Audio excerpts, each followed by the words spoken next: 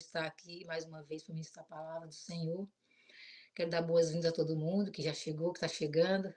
Que o Senhor abençoe cada um, que a palavra seja como espada que entra, né, dividindo alma e espírito nessa noite. O Senhor me deu essa palavra há mais ou menos um mês. Eu estava dirigindo e eu comecei a chorar dentro do carro. O Senhor começou a ministrar no meu coração essa palavra. E ela é forte, porque ainda hoje eu choro por causa dela. Porque são questionamentos, né? E são questionamentos que levam a um quebrantamento, que eu acho que a gente precisa muito nos dias de hoje. Nesses dias maus, dias de esfriamento, dias de falta de amor, né? Que o amor está acabando no mundo, a gente vê cada dia mais agressividade, né? A falta de Deus mesmo. A gente vê que o problema do mundo é falta de Jesus mesmo. Que se Jesus estivesse imperando, não estaria acontecendo nada do que está acontecendo no mundo inteiro, não é verdade? E eu comecei a fazer alguns questionamentos no carro, eu dirigindo e falando, Senhor, o que que mais Jesus precisa fazer, né? A gente sabe que Jesus não vai morrer outra vez, não vai morrer segunda vez por nós, ele já morreu de uma vez por todas pelos nossos pecados, né? E a palavra que me veio, o título dessa palavra é Somos nós uma noiva fiel? Por isso que me quebrantou tanto, me quebrou por dentro, na verdade, né? Será que quando ele voltar ainda encontrará fé na terra? É uma pergunta que ele mesmo fez, né? Será que quando Jesus voltar, ele vai encontrar fé na terra? Será que ainda encontrará paz em tempos de guerra?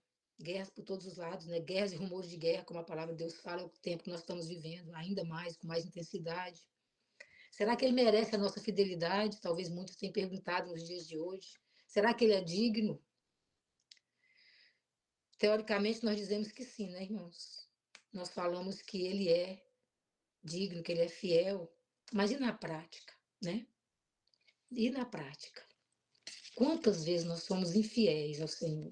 Em pequenas coisas, não é pecado grande, pode ser pequeno, mas geralmente nós que buscamos o Senhor, a gente se esforça para levar uma vida reta, uma vida na presença do Senhor, e mesmo assim a gente ainda comete erros, né? E o Senhor nos atende, Ele nos ouve, ele nos ajuda nas nossas fraquezas, mas o Senhor tem ciúme de nós, porque a gente é infiel, né? Como o livro de Oséias, né? O Senhor falou para Oséias, vai lá e casa com a prostituta, que eu vou mostrar o que é o meu amor por Israel, como que é o meu amor por Israel. Israel era sempre adúltero, né? Israel estava sempre prostituindo, estava sempre buscando outros deuses. Isso é adultério, né? Espiritual. E o Senhor tinha ciúme de Israel. E eu comecei a pensar sobre essas coisas. E eu falei, Senhor, eu tenho sido fiel. Eu tenho cumprido realmente aquilo que o Senhor quer que eu cumpra. E eu comecei a ver que não. Quantas coisas paradas na minha vida, talvez na sua vida também. Quantas coisas nós precisamos consertar, quantas coisas nós precisamos colocar em linha. Quantas coisas nós precisamos priorizar diante do Senhor, né? E essas questões foram me corroendo aquele dia. E eu chorei muito na presença do Senhor. Eu falei, Senhor, eu tenho sido tão falha. Quanta coisa eu podia estar fazendo, não estou fazendo ainda. Para o Senhor, a gente se embaraça nos problemas da vida, nas confusões que o inimigo coloca no caminho, a gente perde o foco. Mas nós estamos essa noite aqui porque o Senhor nos quer alertar para voltar para o caminho, voltar para o lugar que a gente caiu, para o lugar que a gente se perdeu, né, de uma certa parte. Às vezes as lutas, o sofrimento, as angústias têm nos afligido tanto que eu sei que muitas pessoas estão hoje até desviadas. Às vezes dentro das igrejas, estão desviadas dentro das igrejas, porque estão sofrendo demais e esquecem de buscar o Senhor, a fonte das águas vivas. E eu vou cantar essa música aqui para a gente meditar um pouco naquilo que ele fez, porque às vezes tem gente questionando se ele é fiel, se ele é digno, se adianta servir a esse Deus. E ele é digno, sim. Essa música faz tudo que Jesus aí fez. Preste atenção nessa letra.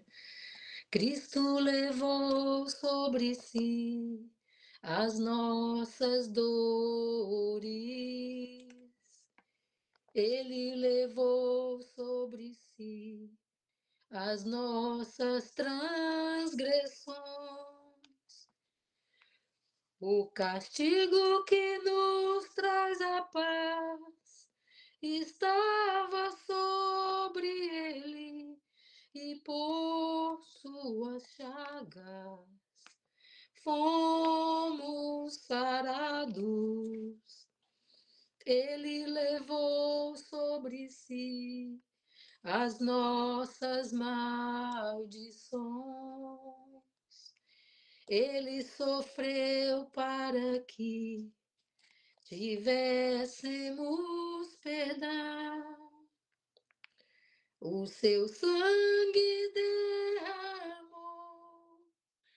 para nos resgatar das trevas e nos lavar de toda iniquidade. Jesus, pão da vida. Jesus, luz do mundo, príncipe da paz, maravilhoso conselheiro, fonte de eternidade, amor, Jesus. Deus Emanuel, Jesus, Santo dos Santos, árvore da vida, rio que brota do trono de Deus, alegria profunda no meu coração. Recebe a adoração. Jesus, és digno de louvor. Aleluia, Jesus, és digno, Senhor. Santo, santo, santo é o nome do Senhor.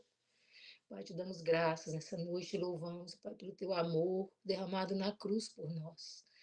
Nós não éramos merecedores, nós nem sequer fazíamos conta de ti, Jesus, e o Senhor morreu por nós naquela cruz. Isso que nós precisamos carregar dentro de nós cada dia para não esquecer. Nunca, Senhor, nos deixe esquecer do que o Senhor fez e faz por nós a cada dia. Ele é a imagem do Deus invisível, ele é o primogênito de toda a criação, amém? Oh, Jesus, digno, Senhor. Teus olhos revelam que eu nada posso esconder, que não sou nada sem ti. Ó fiel Senhor, tudo sabes de mim. Quando olhas meu coração, tudo tu podes ver. Bem dentro de mim, leva minha vida a uma só verdade. Pois quando me sondas, nada posso ocultar. Sei que tua fidelidade leva minha vida mais além do que eu possa imaginar.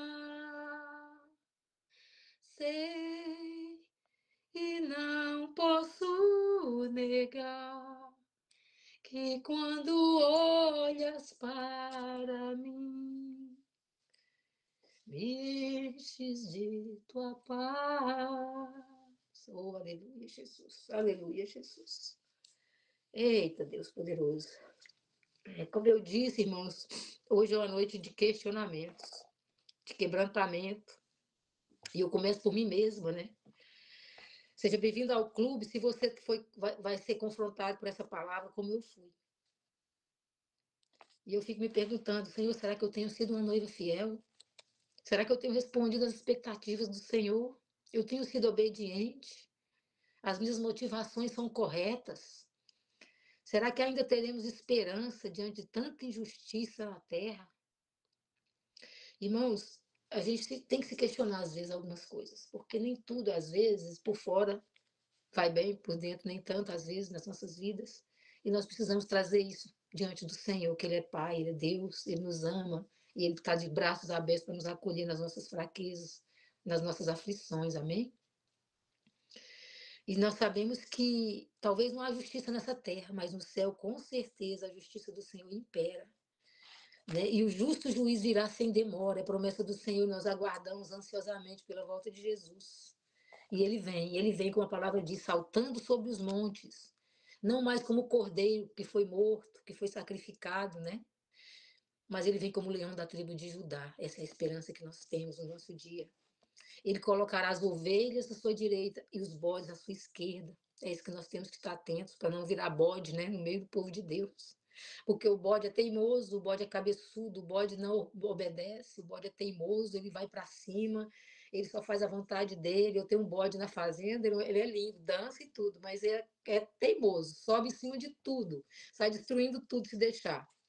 Mas a ovelha não, a ovelha já é calma, é mansa, ela já é obediente, né? Então, que nós possamos continuar sendo ovelhas em nome de Jesus, porque muitos hoje em dia, infelizmente, já se tornaram bodes, irmãos. Não estão mais ouvindo o Senhor, não estão mais seguindo as suas direções, não estão mais se importando com aquilo que o Senhor tem vontade, com aquilo que o Senhor quer, com aquilo que o Senhor mandou fazer, mas que o Senhor tenha misericórdia de nós e nos coloque de volta no prumo, né? E eu queria perguntar como que tá? Como que tá o seu coração, o meu coração, hoje, nessa noite? Tá alegre? Tá triste? Tá decepcionado? Tá frustrado? Tá com raiva? Tá deprimido? Tá rancoroso? Tá desesperançado? Ou você tá feliz, agradecido e cheio de fé? Nós precisamos, irmãos, guardar o nosso coração. A palavra fala que é de lá que procede a vida, a vida, né? Então a gente tem que guardar o nosso coração, mesmo em dias maus, mesmo em momentos difíceis, mesmo debaixo de tribulação, de luta, de aflição. Não importa as circunstâncias, nós temos que perseverar no Senhor, confiar nele. Seja como for, nós podemos chegar diante do nosso Pai, expressar o nosso coração. Ele nos aceita, ele nos entende, ele nos perdoa. O Senhor não desampara, o Senhor não nos rejeita por causa das nossas fraquezas, por causa das nossas quedas, que nós vamos errar, por mais que a gente se esforce, né? A gente vai falhar, mas o Senhor é amoroso, Ele é um Pai de amor, de perdão, de graça. E graça, a graça se renova cada dia, né? A graça do Senhor é aquilo que Ele nos concede a cada dia sem a gente merecer. É um favor imerecido de Deus, amém? E eu fico me perguntando aqui, que é o texto que eu quero ler hoje um pouco, não vou ler tudo, porque é grande, dois textos, o primeiro em 1 Samuel, e eu quero perguntar, será que nós temos o coração de Davi ou o coração de Saul diante do Senhor?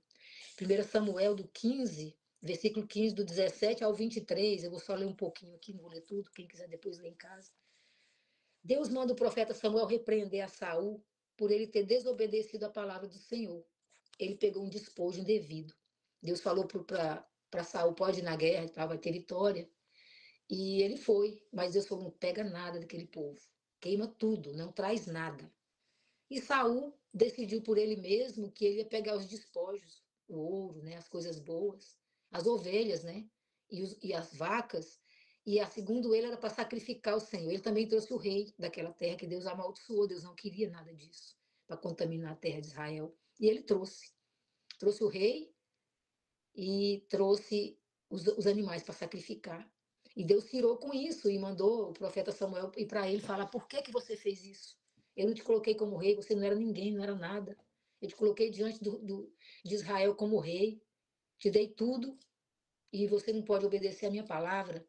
E Deus se enfureceu com Saul e o profeta falou: você vai perder o trono por causa disso. Ele falou: não, mas eu trouxe os animais para sacrificar o Senhor. Vamos lá sacrificar comigo.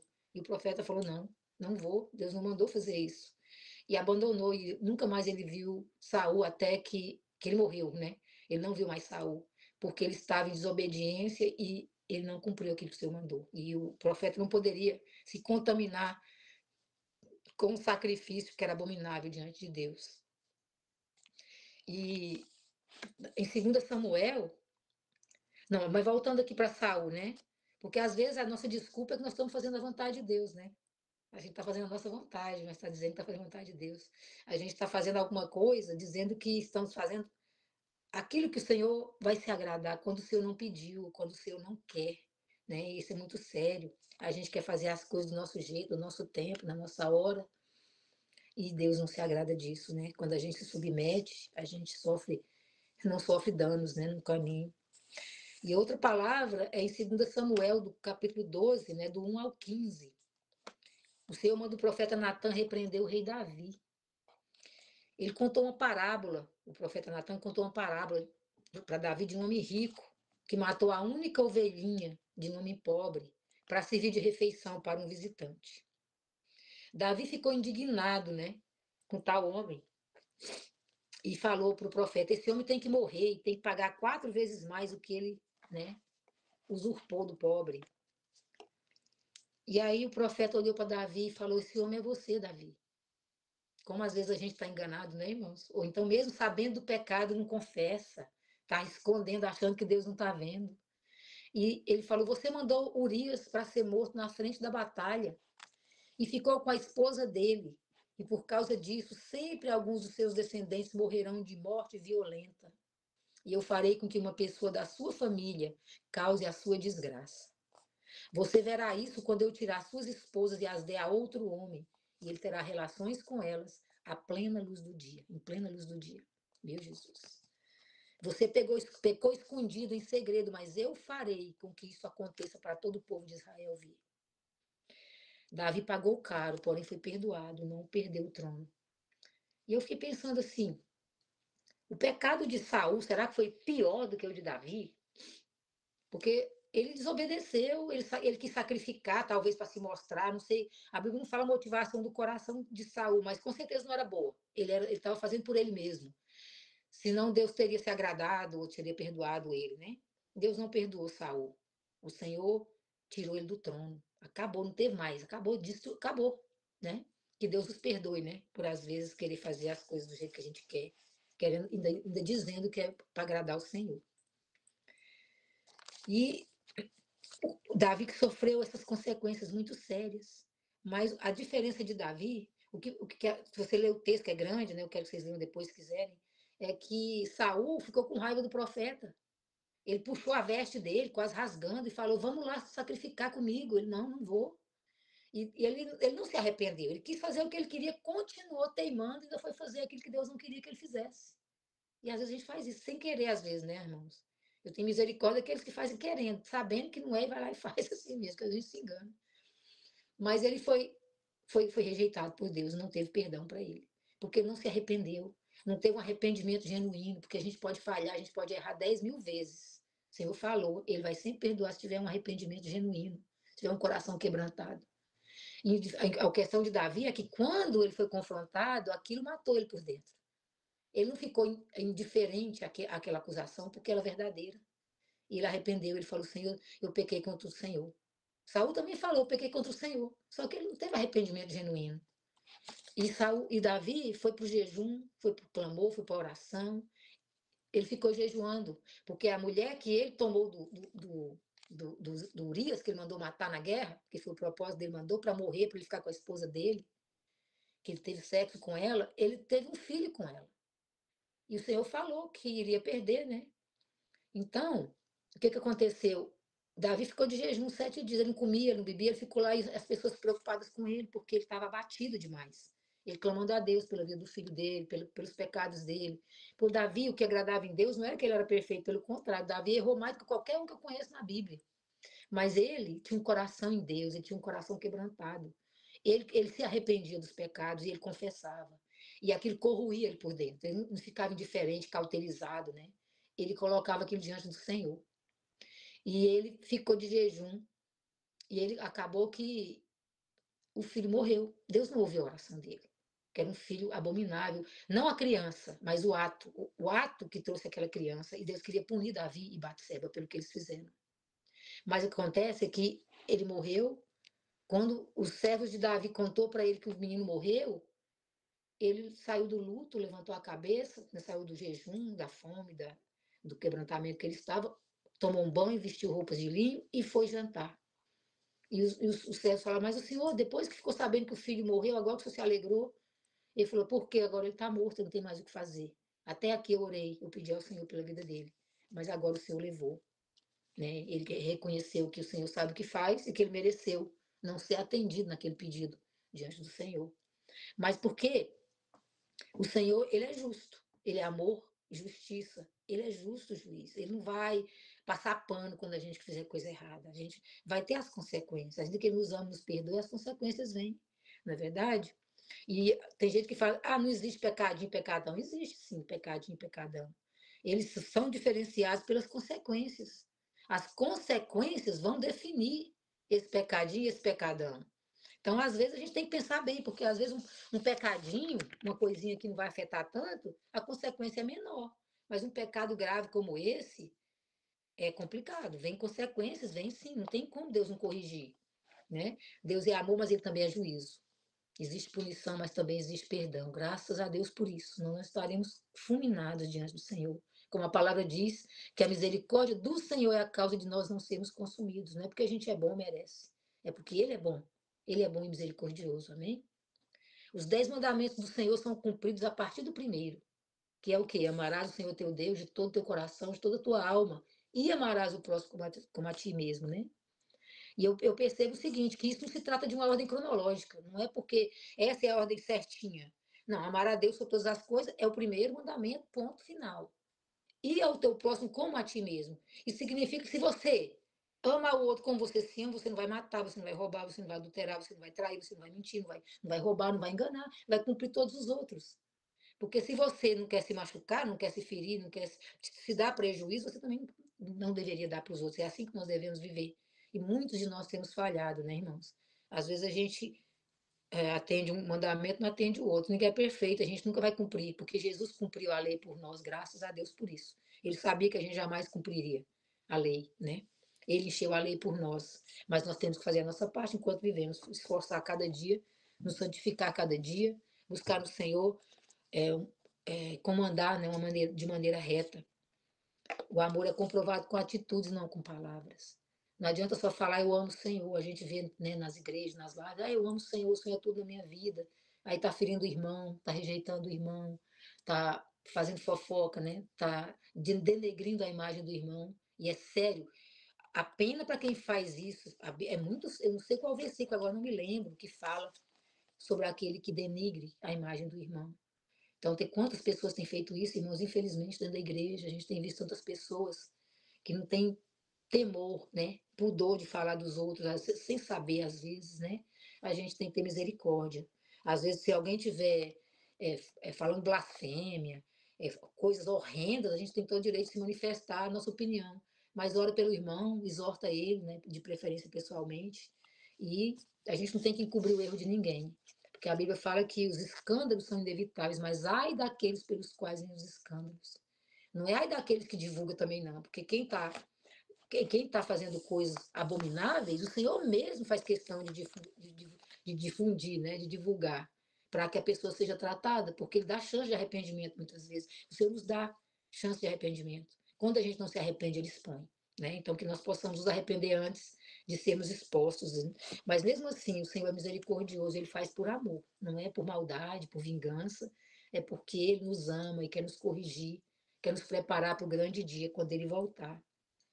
E tem uma passagem em Jeremias, capítulo 2, do 13 ao 36, que diz, eu não vou ler tudo, claro, vou só triscar aqui no 2:13, que diz o seguinte: o meu povo cometeu duas loucuras. Eles abandonaram a mim, a fonte da água viva, e cavaram as suas próprias cisternas, cisternas rotas que não retêm as águas. Rotas quer dizer remendada, né? É furada, não vai segurar nada. E Jesus é a fonte da água viva, e nós sabemos disso. E ele diz que aquele que beber daquela água nunca mais, da água que ele der, nunca mais vai ter sede. E quantos de nós conhece a água, sabe sobre a água, fala da água, mas não bebe da água? E por isso nós continuamos, às vezes, com sede, abatidos, desidratados. Porque nós vamos buscar em outras fontes. Às vezes nós estamos tristes ou revoltados com a vida, com a situação difícil. A gente não tem paciência, não quer esperar o tempo do Senhor. E aí a gente vai beber cisterna rota do mundo, às vezes. Às vezes não é nem pecado, mas está lá enchendo de coisa que não edifica, de coisa que vai matando o seu espírito aos poucos, sem você saber.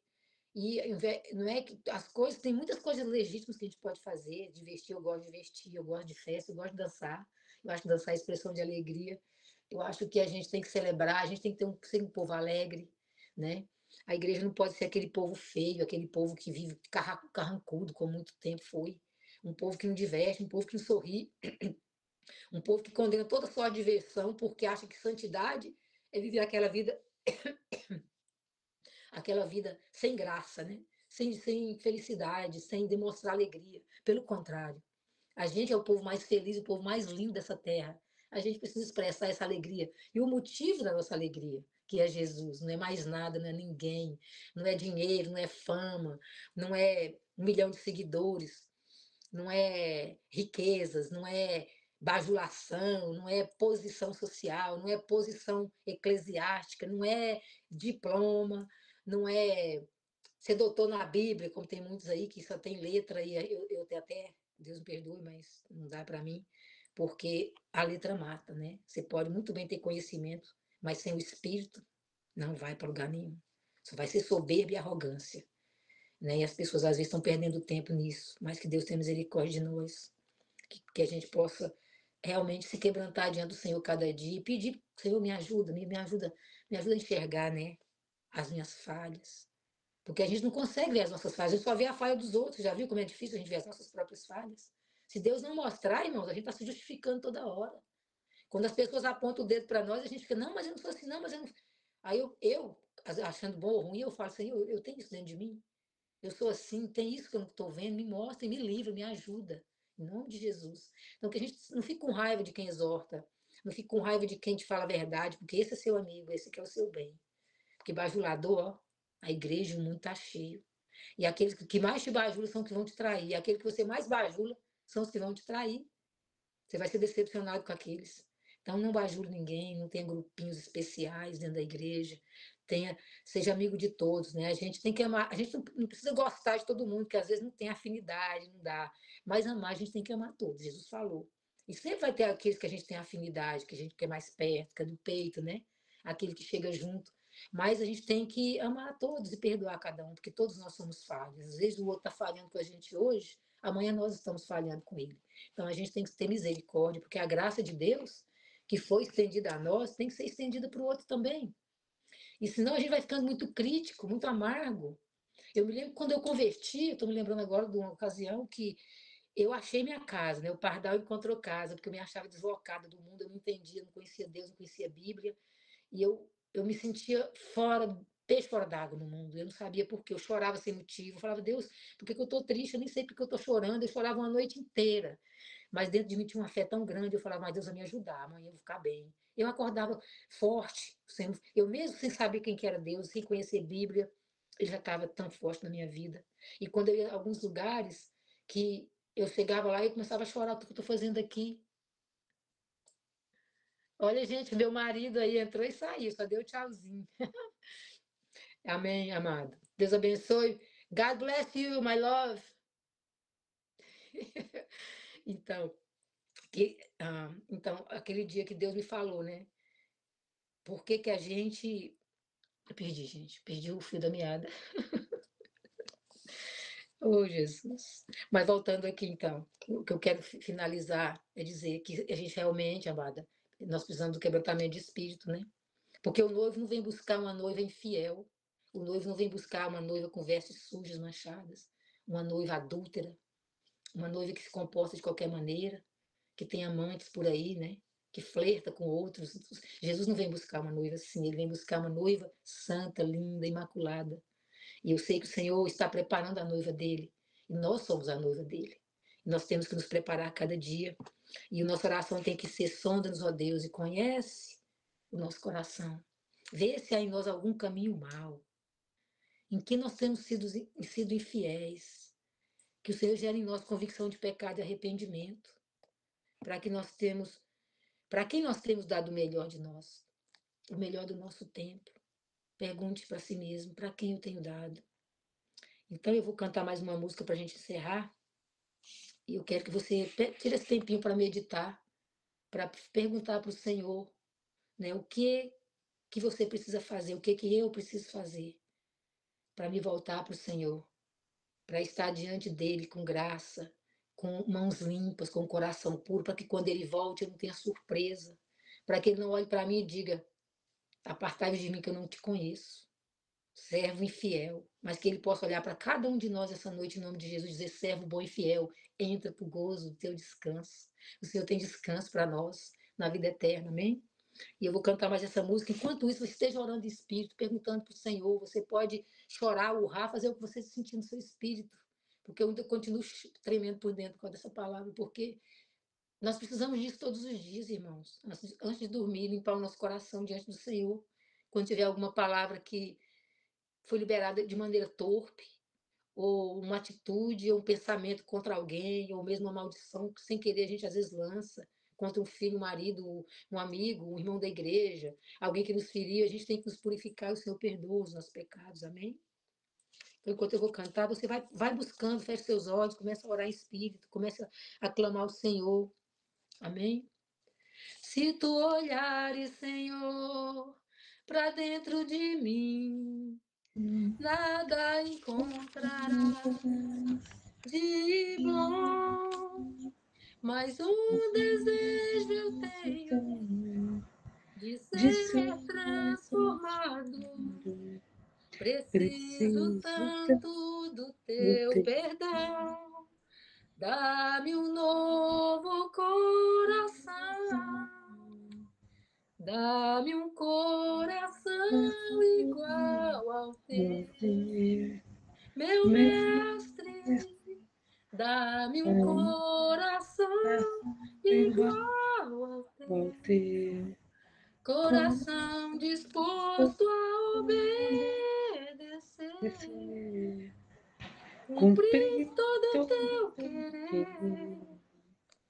Dá-me um coração igual ao teu. Ensina-me a amar o meu irmão, a olhar com os teus olhos, perdoar com teu perdão. Enche-me do teu Espírito, endireita o meu caminho. Ó Deus, aleluia. dá-me um novo coração. Enche-me com teu Espírito, endireita o meu caminho. Ó Deus, dá-me um novo coração. Ora, balaxere, labalaias. Derecandaramandaias. Manalexere, cantere, balabalaxeia, Derecomanaia labalaias. súbia. Espírito de vida, sopra na tua igreja, Aleluia. Pai. Sopra em nossos corações Aleluia. essa noite, traz em nós convicção de pecado e arrependimento, Espírito Santo. Aleluia. Visita cada um que está aqui nessa live agora, Espírito Santo, os de perto e os de longe, os desobedientes, os rebeldes, os que te amam, os que te buscam, que também são falhos como eu, Pai. Nos perdoa, nos ajuda, Senhor, nos santifica nessa noite, nos purifica o coração. Em nome de Jesus eu te peço, meu Deus, eu confesso todos os meus pecados diante de ti, porque nem me oculto diante do Senhor. Eu sempre levo uma vida de confissão na tua presença, Pai. Eu peço Aleluia. perdão, Senhor, pelos meus pecados, pelos pecados do meu marido, dos meus filhos, dos meus amigos, dos meus irmãos, dos meus pastores, porque nós podemos entrar diante do Senhor, diante do trono da graça, Pai, com ousadia, com intrepidez, por causa do sangue de Jesus, do véu que foi rasgado. Nós podemos entrar diante do Senhor para que o Senhor purifique os nossos pecados, nos perdoa, Pai, nos santifica para ti. Em nome de Jesus. Em nome de Jesus, Pai, perdoa-nos, ó Deus. Nós queremos estar limpos, brancos, como a neve diante do Senhor, com mãos limpas, coração puro, Pai.